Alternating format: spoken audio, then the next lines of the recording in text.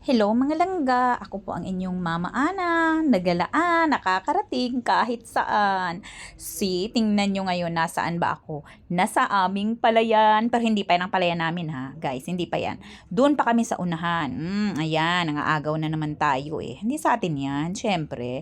Maglalakad pa tayo, ayun, kung nakikita nyo.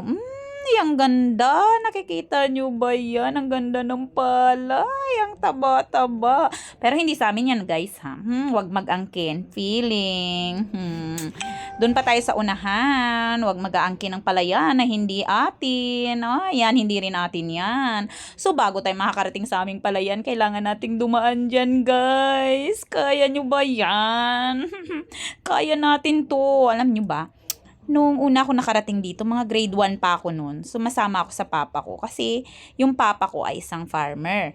So ayan, kasama ko pala ang aking hipag, si Marimar. Ayan, isa po siyang teacher. So nagpa-practice na po siya. Dahil ang napangasawa niya ay anak ng magsasaka. So hindi siya pwedeng mag-inarte.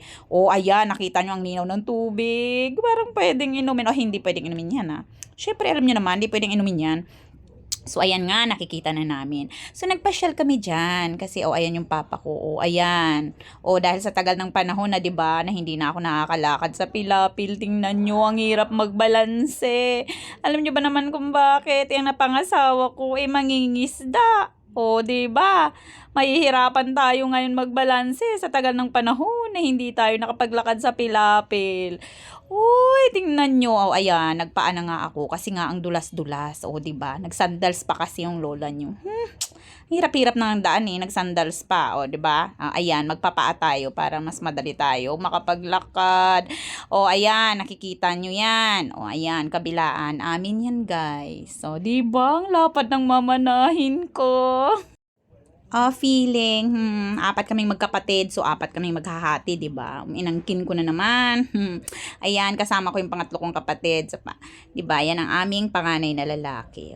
Engineer 'yan. Pero ayan, nakita nyo, naglalakad din siya sa pilapil, hindi yan maarte. Kaya sa mga dalaga diyan, binata pa yan. Baka gusto nyo. Try nyo lang. Ayan ang aking papa, 'di ba? Kahit magsi 60 years old na yan, nakitang-kita nyo naman, ang lakas pa ng pangangatawan, ba itinaas pa nga ang kanyang sando. Akalain mo yan. Ayan, itinuturo niya ang hangganan daw ng aming lupain. Charot. Lapad ng lupain. Ayan nga, hinahanap niya yung muhon namin.